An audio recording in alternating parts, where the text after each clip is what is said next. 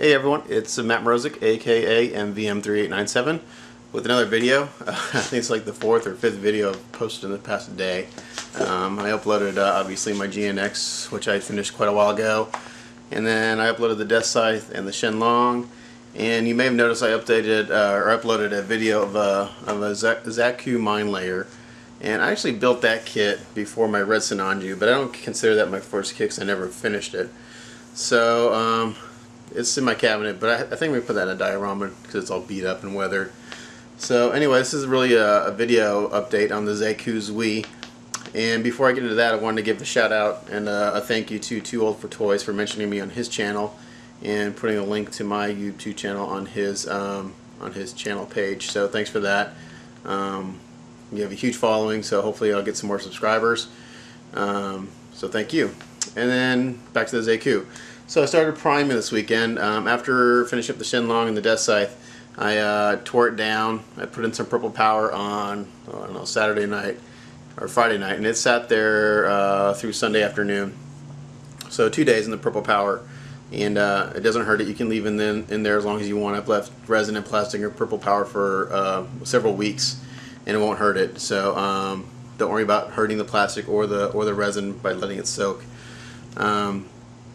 So after I soaked it, I took it out, I rinsed it in some warm water, made sure all the purple power was off, and then I simply just laid it out to dry, and it was ready for primer. So I'm going to show you a couple parts real quick. So I'm going to take the camera off the tripod, and sorry if it's shaky, but it may be a little bit easier to explain what I'm doing.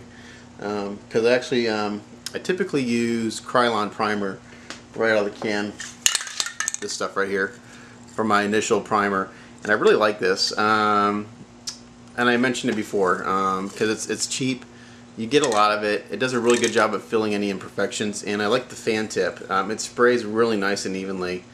Unfortunately, everywhere around me has run out of this, so I had to go and I bought some of this Rust-Oleum primer, which is actually a different color.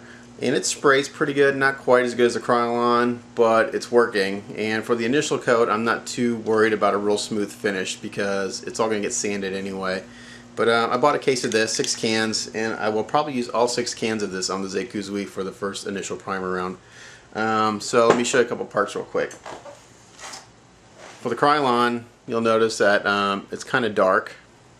Well, you'll see that it's dark in comparison to the Rust-Oleum.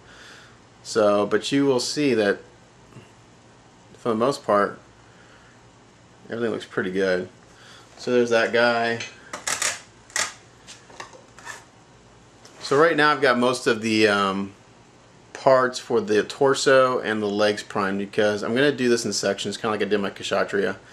I'll prime, the torso and get it painted, and then put that aside, and then maybe move on to the legs and do that, just because otherwise you'll get burned out doing one section of it. If I did all the priming and all the painting, I'd get burned out pretty quick. And this project's been going on for months, and I need to get busy on it. So here's the head, or part of the head. I'm hoping you can see the casting. It looks really good. So the primer really shows the quality of the casting. It's really sharp. So far from all the parts I've primed, I've maybe found a few, maybe half a dozen bubbles, which is really good on a kit this size. So I'm really impressed so far. So that's the Krylon primer. Here is the Rust-Oleum primer, which is more similar to, like, as far as color goes, Mr. Surfacer. So that's the Rust-Oleum. Here's the Krylon. You'll notice quite a difference in color.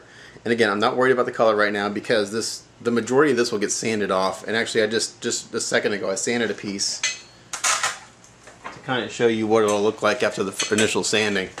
So this was primed with the Rust-Oleum, and see if I can get some light off of it. It's been sanded down, wet sanded with 400 grit sandpaper, and you'll see that most of it's gone.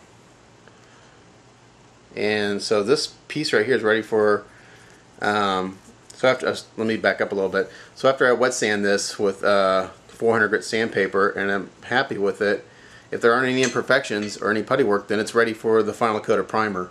which in this case I'm going to use the Plain Mo primer because I'm real happy with the paints. So I'm assuming the primer will do really good. And I think it was Grail who did the 1/24 high new bust, said had nothing but positive things to say about the primer. So this piece is ready for final primer.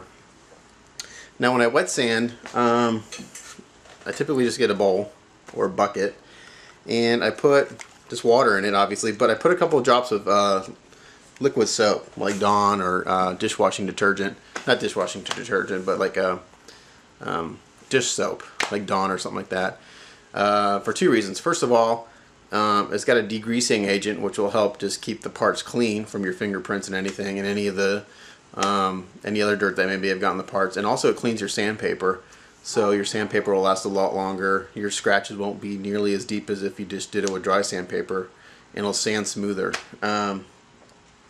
So that's it. I'm going to take this off the tripod now and show you kind of where I am as far as in the whole process, but the next video will be hopefully maybe showing you some final primer and maybe some paint. So here we are so far.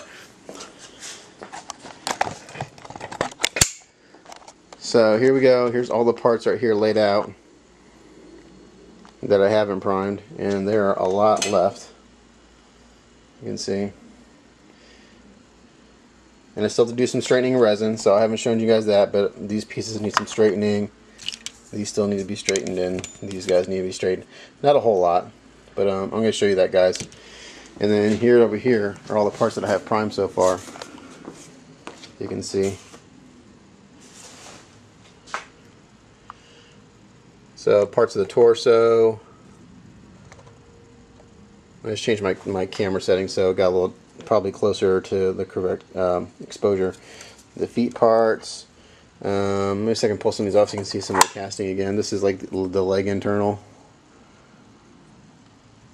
Again, remember this is a recast, and it's pretty damn good. So that's it for the Xeku. To show you where I'm on the bower, which I posted a couple pictures up in the forums. Since the black primer, I've gone over it with a rust colored primer, so that's the base color for the weathering. And then because I'm completely crazy, here is the G-System 1/72 new Evolve 2.5 that I've been kind of working on.